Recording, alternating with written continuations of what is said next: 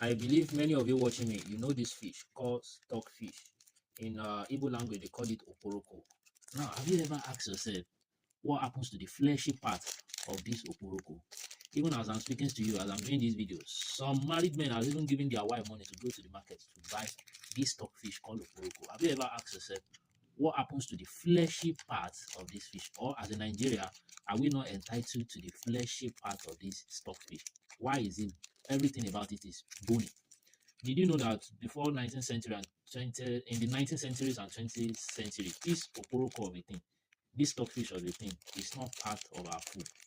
It's as a result of something that most especially in the eastern part of Nigeria, they so much fall in love with this stuff called stockfish. Have you even asked yourself how they even come about the name oporoko? Yes, and this stockfish of a thing is from Norway.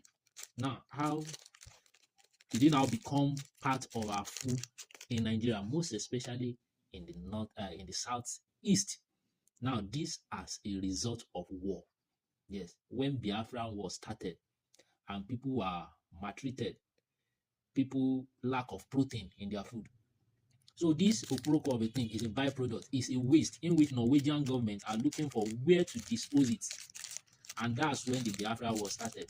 So part of the aids, part of the relief, the send source of protein, the sends to Nigeria is this oporoko, that dry head of that fish, stockfish, dry head is part of the aids being sent to Nigeria as a result of what malnutrition to serve as what as protein.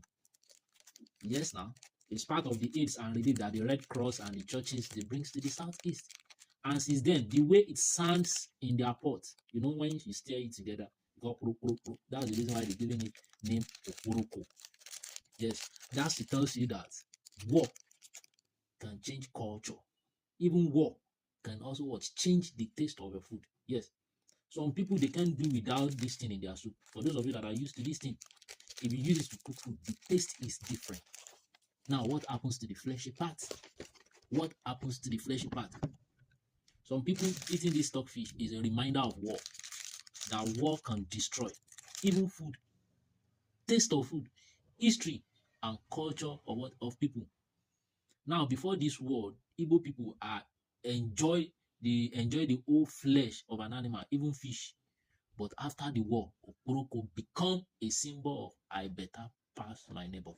That's the reason why, as an individual, we need to say no to war.